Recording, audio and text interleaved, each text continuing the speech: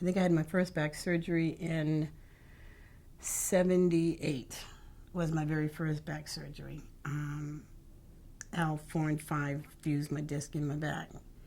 And I've just continuously had issues ever since then. It's just never really been right. And I've come to find out that I've got degenerative disc disease and osteoarthritis in my spine. It was called OxyContin. It wasn't, like I said, I'd never heard of it. I mean, I knew about Vicodin, I knew about Percodan. Usually I was on one of the two of them when I did have a flare-up, but I had never heard of OxyContin. Oh, this is a great new drug. It's miracle. It's working miracles for people that have chronic pain issues. So I started taking the medicine, and it worked. I got up in the morning.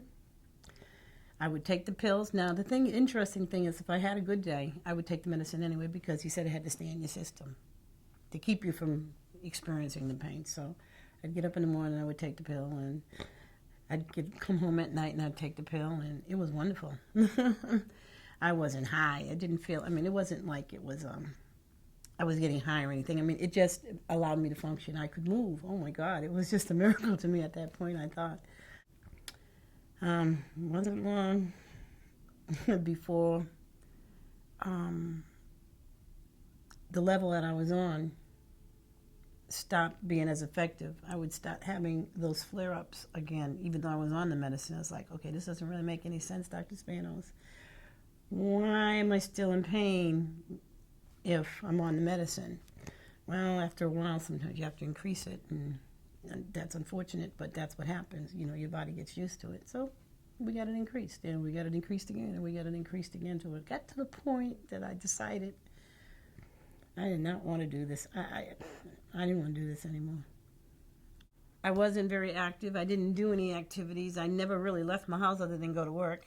I didn't spend, I mean, you couldn't have gotten me to go out in the yard and play with my grandkids or any of those type of things. I didn't do it, and I lost my job. I remember one day trying to figure out how I was going to buy my medicine, and I said, I got to get on. I actually called the drug company to see if they had a program that would help me get my medicine. That never went anywhere. But you still had to fill these prescriptions, and they were expensive. Oh, and absolutely. You didn't have a job. Absolutely. I lost my house. Oh yeah, I've lost cars. I lost a lot. A lot. I've lost a lot to keep behind taking that drug when I did lose my job. Mm-hmm. Yeah. Because if you had to choose between some necessity or the pills. After I went through those withdrawals the first time, I had to have my pills, yeah. I had to have my medicine. How'd your husband feel about that? Well, we're still together, so he loves me. That's what I'll say. He loves me. I think losing my medical insurance helped me make a decision that I needed to make, and it was to get off this stuff.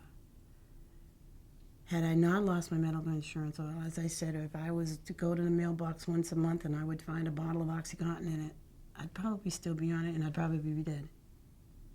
I'd probably be dead. And that's when I say the cravings. It's like I knew if I had a pill and if I took one, that probably would stop. And it took, like I said, a good 6 to 8 months before I got to the point where I could actually focus again and stop falling asleep at my desk. And I used to go out to my car at lunchtime, and I'd have to lay down in my car at lunch because I couldn't make it through the day. A lot of people look at, okay, addiction, heroin, or something like that. Okay, they wouldn't say if somebody was on heroin, they just have a physical dependency. Is that the word you use, physical dependency? No, they would say that person's on heroin, they're addicted. I don't really see the difference. If I didn't get that drug, I was going to go through the same withdrawals a heroin addict went through. It's a synthetic heroin. I mean, good God, who would just knowingly want to just addict themselves to heroin, you know? I wouldn't even allow a doctor to prescribe me I wouldn't allow a doctor to prescribe me OxyContin right now. I would not, because I feel that because I've experienced that addiction, I'd probably take one or two of them pills and I'd be right back. I'd probably be addicted again. That scares me. Led ultimately to Purdue Pharma being fined $650 million and three of their top executives being given criminal misdemeanor charges. It's too bad they didn't give some of that money to all these people that were harmed by this drug. It's really sad. All the people that were harmed by the drug. And believe it or not, some folks may still honestly believe they're being helped, but they're not, and there's a lot of people that were harmed by this drug. Yeah, $650 million, huh? Wow, that's interesting.